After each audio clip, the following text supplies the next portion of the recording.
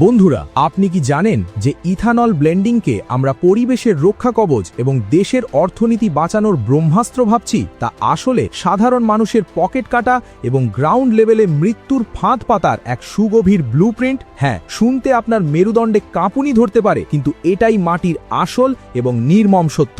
দেশের elite class যখন AC ঘরে বসে পেট্রোলে ইথানল মেশানোর সোনালী স্বপ্ন দেখছে, ঠিক তখনই ভারতের সাধারণ মানুষ এই ইথানলের কারণে নিজেদের গাড়ি, নিজেদের পকেটের টাকা আর সব থেকে বড় কথা নিজেদের জীবন হারাচ্ছে। যে ইথানলকে পরিবেশ বান্ধব বলা হচ্ছে, তার আড়ালে কিভাবে সাধারণ মানুষের ঘরে ক্যান্সার ছড়ানো হচ্ছে, আজ আমরা তার সম্পূর্ণ বিশ্লেষণ করব। এই ভিডিওটি শেষ পর্যন্ত দেখলে পেট্রোল পাম্পে গিয়ে আপনার মাথা ঘুরে যাবে। গল্পের সূত্রপাত কোনো থিওরি থেকে নয়, মাটির বাস্তবতা থেকে। ভারতের যে অঞ্চলগুলোর এক পাশে মা গঙ্গা আর অন্য পাশে মা যমুনা প্রবাহিত হচ্ছে, যেখানে জলের কোনো অভাব থাকার কথা ছিল না, আজ সেই অঞ্চলের একের পর এক জেলা অফিসিয়ালি ডার্ক জোন বা তীব্র জল সংকটের এলাকা হিসাবে ঘোষিত হয়েছে। গাজিয়াবাদ, বাগপথ, মিরাট, সাহারানপুর, মুজাফফরনগরের মতো জায়গায় মাটির তলার জল আজ উধাও। কারণটা কি? কারণ হলো আখ চাষের নামে জলের ভয়ঙ্কর অপচয়। আপনি শুনলে চমকে যাবেন, মাত্র 1 লিটার ইথানল তৈরি করতে আক্ষরিক অর্থেই 10,000 লিটার জলের প্রয়োজন হয়। আপনার বাড়ির ছাদের যে জলের ট্যাঙ্ক দিয়ে একটি পরিবার 2 দিন কাটিয়ে দেয় ইথানল লবির স্বার্থে, সেই রকম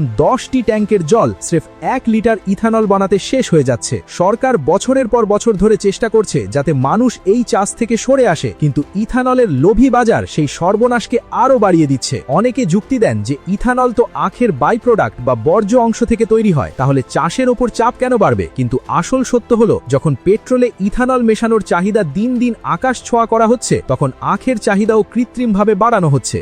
আর এই আখের ফলন বাড়াতে জমিতে এত বিপুল পরিমাণ মারাত্মক কেমিক্যাল আর কীটনাশক ব্যবহার করা হচ্ছে যে সেই বিষ ধুয়ে মাটির তলার পানীয় জলকে পুরোপুরি দূষিত করে দিয়েছে। আজ ওই অঞ্চলের মানুষ নলকূপ থেকে যে জল তুলে খাচ্ছে, তা আসলে জল নয়, ধীর গতির বিষ, যার প্রত্যক্ষ প্রমাণ হলো ওই সমস্ত এলাকায় হেপাটাইটিস এবং ক্যান্সারের হাহাকার। শুধু তাই নয়, আপনি যদি কোনো সুগার মিল বা চিনি কলের আশেপাশে যান, দেখতে পাবেন কিভাবে কোনো প্রসেসিং ছাড়াই বিষাক্ত কেমিক্যাল খোলা আকাশে, নদীতে ভাসিয়ে দেওয়া হচ্ছে। আমাদের পবিত্র নদীগুলোকে কালো ড্রেনে রূপান্তরিত করা হয়েছে, যেখানে আজ একটা মশাও বাঁচতে পারে না। যে গ্রামের পাশ দিয়ে এই নদীগুলো যাচ্ছে, সেখানে আজ 50% মানুষ ক্যান্সারে আক্রান্ত। পরিবেশের যে যুক্তি দেওয়া হচ্ছে, তা গ্রাউন্ড রিয়ালিটিতে এক চরম প্রহসন। বিশ্ব রাজনীতির মঞ্চে ভারত অবশ্যই দেখাতে পারছে যে আমরা অপরিশোধিত তেল বা ক্রুড অয়েল আমদানি কমিয়ে দেশের হাজার হাজার কোটি টাকা বাঁচাচ্ছি।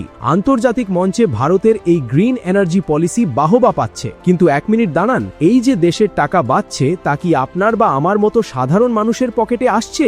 একেবারেই না। এই বিপুল মুনাফা সরাসরি চলে যাচ্ছে বড় বড় ইথানল লবি, ধনকুবের এবং সুগার মিল ইন্ডাস্ট্রির মালিকদের পকেটে। আপনি যদি ভেবে থাকেন এর লাভ দেশের সাধারণ কৃষক পাচ্ছে, তবে আপনি দিবাস্বপ্ন দেখছেন। দশকের পর দশক ধরে এই বাণিজ্যের নিয়ন্ত্রণ স্রেফ কয়েকজন ধনাঢ্য পুঁজিপতির হাতেই বন্দী। এই খেলায় সাধারণ মানুষের লাভ তো শূন্য, উল্টে ক্ষতি ডবল। প্রথমত, আপনি যখন পেট্রোল পাম্পে যাচ্ছেন, আপনাকে বিশুদ্ধ পেট্রোলের দামেই ইথানল মেশানো পেট্রোল কিনতে হচ্ছে, অথচ ইথানলের উৎপাদন খরচ পেট্রোলের থেকে অনেক কম। তাহলে সেই কম দামের সুবিধা সাধারণ উপভোক্তারা কেন পাবেন না? মাইলেজের সুবিধা সাধারণ মানুষ পাচ্ছে না, উল্টে ইথানল মেশানো তেলের কারণে মাইলেজ বা অ্যাভারেজ মারাত্মকভাবে কমে যাচ্ছে। শুধু তাই নয়, ইথানলের অম্লীয় প্রকৃতির কারণে সাধারণ গাড়ির ইঞ্জিন দ্রুত নষ্ট হয়ে যাচ্ছে, যার মেরামতির পেছনে সাধারণ মানুষকে পকেট থেকে হাজার হাজার টাকা গুনতে হচ্ছে। অর্থাৎ আপনি টাকা দিচ্ছেন পুরো তেলের, মাইলেজ পাচ্ছেন কম, গাড়ির ইঞ্জিন নষ্ট হচ্ছে, আর বোনাস হিসাবে মাটির তলার জল শেষ হয়ে আপনার পরিবার ক্যান্সারের ঝুঁকির মুখে পড়ছে।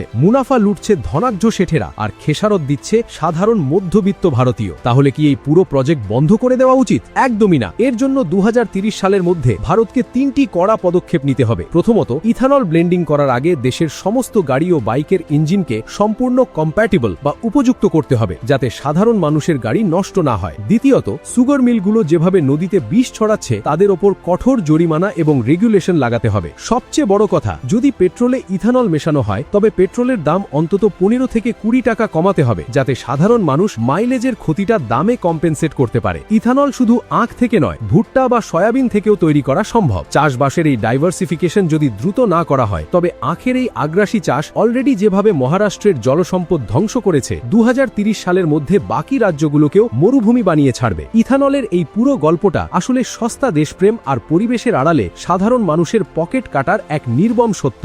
সিদ্ধান্ত নেওয়ার সময় এখনই এসে গেছে। শেষে আপনাদের জন্য একটি অত্যন্ত গুরুত্বপূর্ণ প্রশ্ন রেখে যাচ্ছি। সরকার যখন পেট্রোলে ইথানল মিশিয়ে নিজের হাজার হাজার কোটি টাকা বাঁচাচ্ছে, তখন সাধারণ মানুষের পেট্রোলের দাম কেন কমানো হচ্ছে না? গাড়ি নষ্ট এবং কম মাইলেজের এই কর্পোরেট বোঝা কি সাধারণ ভারতীয়দের ওপর চাপানো সঠিক? আপনার স্পষ্ট এবং সাহসী মতামত নিচে কমেন্টে অবশ্যই জানান।